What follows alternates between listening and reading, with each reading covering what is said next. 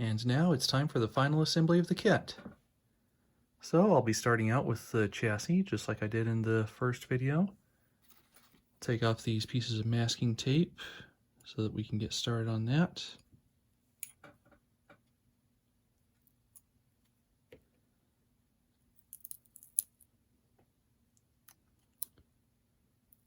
So you can see here as I peel off the masking tape that all these brass parts that I didn't want painted have been kept nice and clean. So that'll be good for getting it back together because I won't have to clean them up to keep things working freely. And then same thing for the tender frame. Pull off those pieces of masking tape. And you've still got a nice bare metal surface underneath. So that'll maintain good electrical contact with the trucks. Now for getting the wheels back in place, since I left all the rods on there, it's easy to tell which way the polarity needs to be, so I don't have to recheck any of that. Let's get that in there. And thread the valve gear into the hanger. There it goes. Bring that around to put in the rod. And put the other side in there.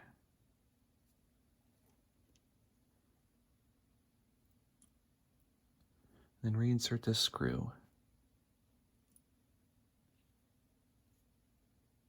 There, got that adjusted just right. Just get a little dot of super glue and put it onto the threads.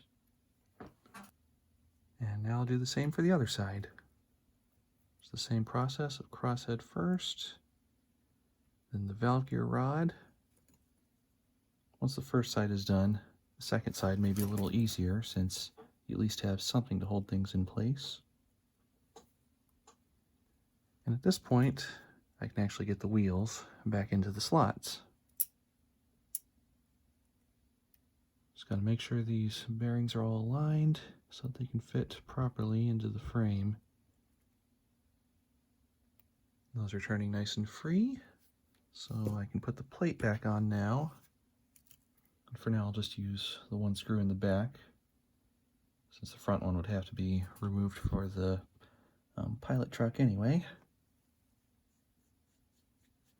Now I can easily get the valve gear finished here with that last tiny screw. Okay, everything's back in place, and it all turns nice and free.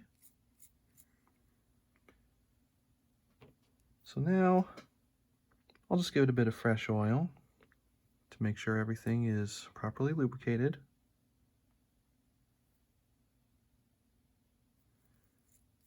Okay, now I think I'm good to put back on the motor. So since I already know exactly how many washers are needed to make the motor mesh correctly with the gears, I'll just place those there with the motor upside down.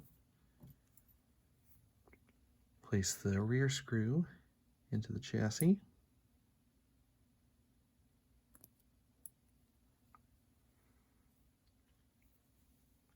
And then line that up and tighten it down. And now tighten in the front one. I found that these screws are magnetic, so you can actually attach a magnet to the screwdriver to help with getting them in place. And now with the chassis reassembled, we can get onto the main body. Now, since this one has an open headlight hole, I decided I'm going to add a headlight bulb into here. So to do that, I'll just thread the wires back through there.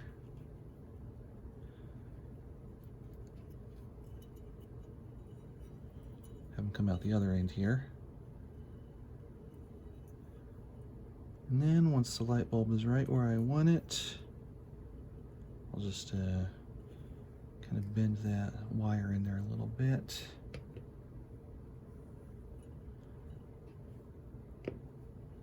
And then I'll stick a piece of tape in there to help hold it in place. As long as the wires are held down, the light bulb shouldn't be able to move to anywhere it doesn't need to be going. You can kind of center that in there with a screwdriver. May not be a perfect fit.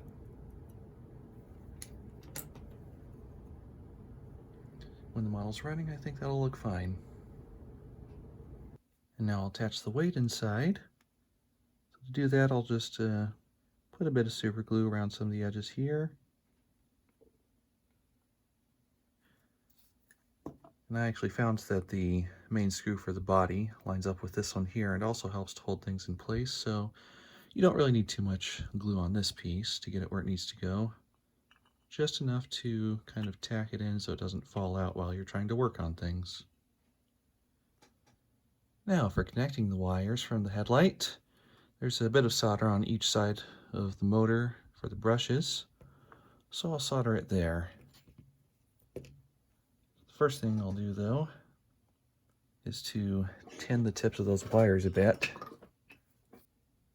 This isn't really the appropriate size of soldering iron tip for wires this size, but hey, it works, so I'll use it. So now just carefully touch that onto there.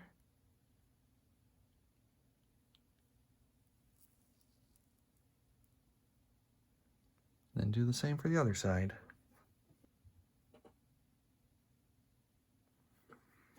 Headlights connected.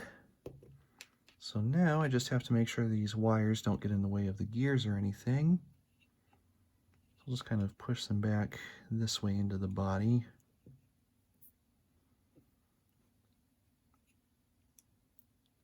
Get this wire through the back. And just kind of keep tucking those away until finally everything fits into place. Now I can get that last screw on to secure the body.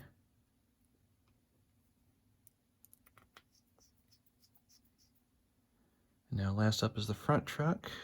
Just got to get that spring into place, line that all up, and tighten it down. And now with the engine here reassembled, I'll just hook up my terminals real quick, make sure everything is working the way that it's supposed to. And it looks like everything's perfect. And the headlight also works.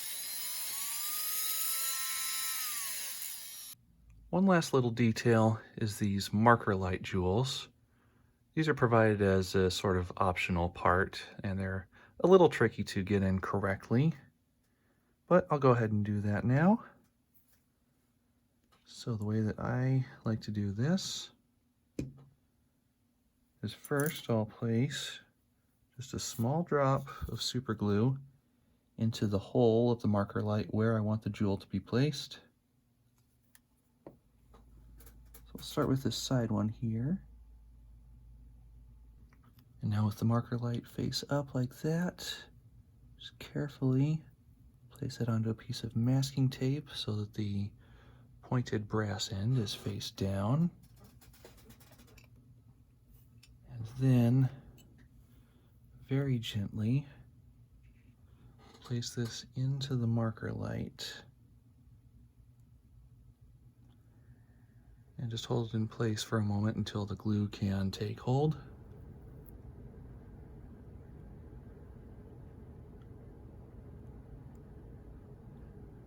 And then release the tape. And now you've got a correctly placed marker light jewel. Now for the tinder, I'm going to start by putting the coupler in. So they included a plastic horn hook coupler with this kit, but I of course want to use a KD coupler instead, so I've got a number 58 here. So the easiest way to put this on would be to use KD's box, but I actually don't have any spares of those on hand since these 58s came in one of those mass coupler packs where it's just the couplers alone. So what I'm doing here is just putting a bit of super glue onto the spring, line that up, and that'll keep it held in place there. I've got this little piece of brass tube that I cut out. Drop that there, put the coupler in place. Now take the lid here and the screw. Put that down through the middle of the coupler and tighten that in place. And the coupler has free movement, so that's good. Now one little thing I'll note here is this is a metal frame and metal coupler, which means that there is electrical contact through here, so anything that this couples to, you want to make sure is grounded from the track or any other part of the frame. Otherwise you could get a short circuit. And now rest the frame into the tender body. Then get all these screws in. And like before with the original assembly, I'm just putting each one in part way until all three of them are inserted into their holes. Then comes the trucks. And of course, make sure the grounded wheels are on the correct side. So that would be this side here.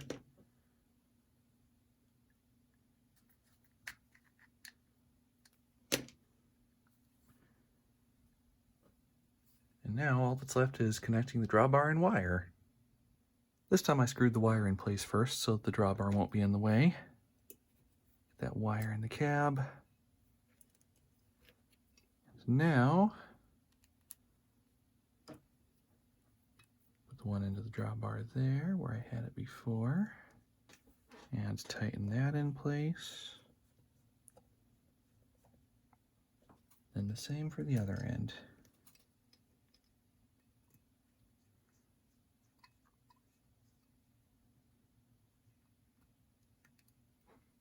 And now with that, the kit is complete and ready to run. And that's all the basics of assembling a kit like this one. When done correctly, these will be very strong runners and last for years to come.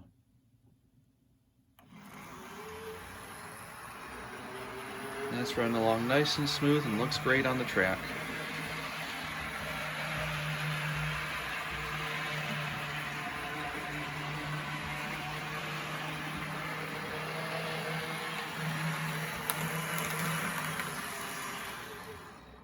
Now, how about if we couple that to a load and see how it does with pulling? So you can see here that I've coupled together 20 freight cars, which spans more than half the layout. I think that'll be a pretty decent load test. So I'm going to turn on the power real quick and see if that causes this to slip its drive wheels. Only for a short time, but it picked right up.